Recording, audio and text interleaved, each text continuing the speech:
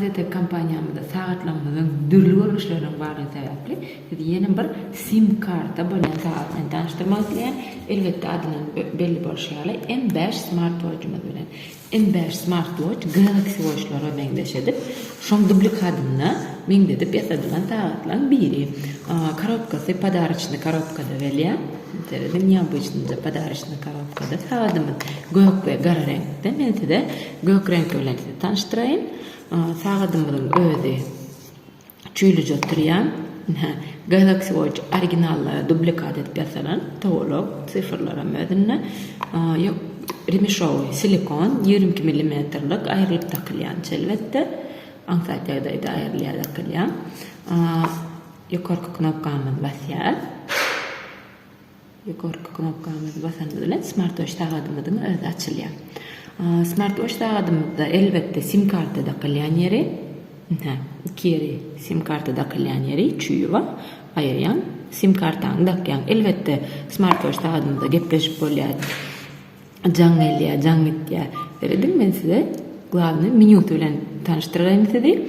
Здоровье, спортивный, телефонный книгасы var, gepleşip bolya, nabor номера var, SMS geliyor, уведомлениялар или приложениялардан установка var, через Bluetooth çatılıyor. Аудиоплеер var, календарь var, дыхательница var, будильник var, управляющий мониторда upravljat edip bolya asbeter kompas var. Dedim veliyadaydı. Kompas var. Dürlüğünü pırlanıp bilye sağadın önüne kompas görkod ya.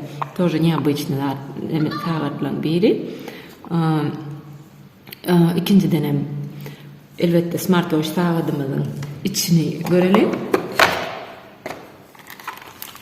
Зарядник прищепка görünüşünü dedim. Заряднимый прищепка görünüşünü ilerleyen kitapçasıyım.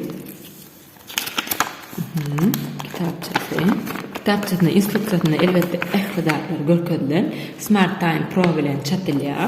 Bu da sim karttan oturuşu size yakından görkedilen. İnnik yedeklerde elbette sim kartana moyuk görkediler. Sim karttan oturuşu salınışı. Sim karttan iki tane çüycağıdayım. Elbette sim karttan dakılyan guralı iyi kimsede sim karttan alınyan kimsede smartwatch sağadımız 5 olayda dastavkamız var. Eklingidin zakarlanıda garaşyat hürmetli adalar.